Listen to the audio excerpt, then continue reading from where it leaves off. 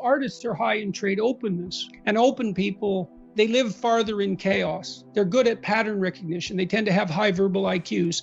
The pattern recognition manifests itself to some degree in their artistic proclivity, because like visual art is a patterning of the world, an investigative patterning of the world. And so they're the intuitives.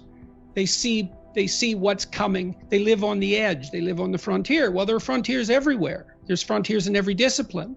There's frontiers in cities, and you talked about that. It's like this: the artist is someone who can see possibility, and so they'll take a rundown place and beautify it. That's their niche, and it's an evolutionary niche. Technically speaking, we have 5 dimensions of personality. There's variation in each of those dimensions because there's a niche for every place on the distribution, and you have to find your place in the world according to your temperament. I mean, you can change your temperament to some degree, although it's no simple matter. It's pretty stable. It's better to find the place that you belong. And open people might be very annoyed that they're not appreciated by more conservative types, but the conservative types fill a different niche. They're conscientious and dutiful. And so if something's working, you want conservatives to run it because they're dutiful and efficient and orderly. By the book, patriotic, this works. Let's uphold it. Let's make it work efficiently. Let's not change it because we might break it. But it needs breaking. Well, that's the debate. That's the purpose of free speech. That's my sense of it. There's this balance that has to be obtained between tradition and transformation. We have to have respect for both of them. And how do we know when something needs to be changed? We don't know. So we have to argue about it.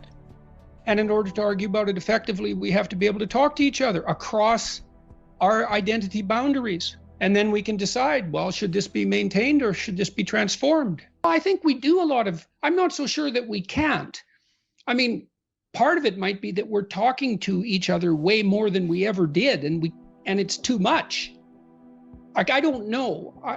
These things are all beyond my capacity to understand. I'm still wrestling with what's at the core of the culture wars, let's say, although I do think that the pathological element of it is a war on competence. And like I said, I can understand the resentment.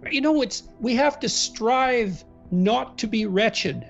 There's something that doesn't seem fair about that. Why couldn't we just be happy being who and what we are? Why is it that we're punished if we don't strive? Well, I don't know. We're negentropic organisms, right? I mean, we have to maintain this incredible complexity in the face of a dissipating universe. It requires effort.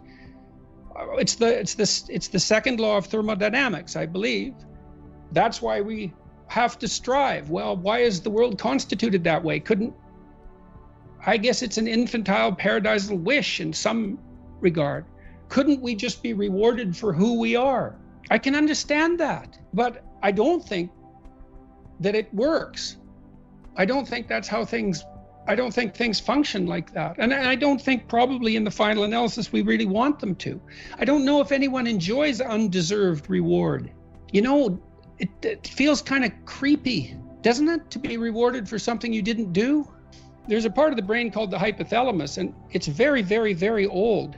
We share it with virtually every animal that has a nervous system. It sits above the spinal cord. It's extremely old, evolutionarily speaking, and half of it governs fundamental motivations. So it governs hunger, for example. So if you're hungry, you posit the existence of something that will satiate your appetite, a peanut butter sandwich, and then you're happy when you're moving towards the kitchen. And then maybe you get thirsty and the hypothalamus does that. And then maybe you need to use the washroom, and maybe you're too hot. And that the hypothalamus pops up these little motivational frames, and then emotions modulate your movement towards the goal that's established by these fundamental motivations. But that's only half the hypothalamus. The other half is the origin of the dopaminergic system that mediates exploratory striving and positive emotion. And so the way our brains are set up, way below the neocortex, way older than that, the default position is, if you're satiated in all the important dimensions, then you're curious and explore. Well, why? Well, because you might find new resources that could be used to satiate those fundamental motivations in the future. So that heroic drive into the unknown is unbelievably archaic. And then it's regulated by fear and pain. So you go into the unknown. Well, you don't want to die. So if you get damaged, you experience pain, and you want to avoid pain. So you experience anxiety. These are very fundamental systems, and they are reflected in our narratives. That's essentially, as far as I can tell, why the dragon hoards treasure everywhere.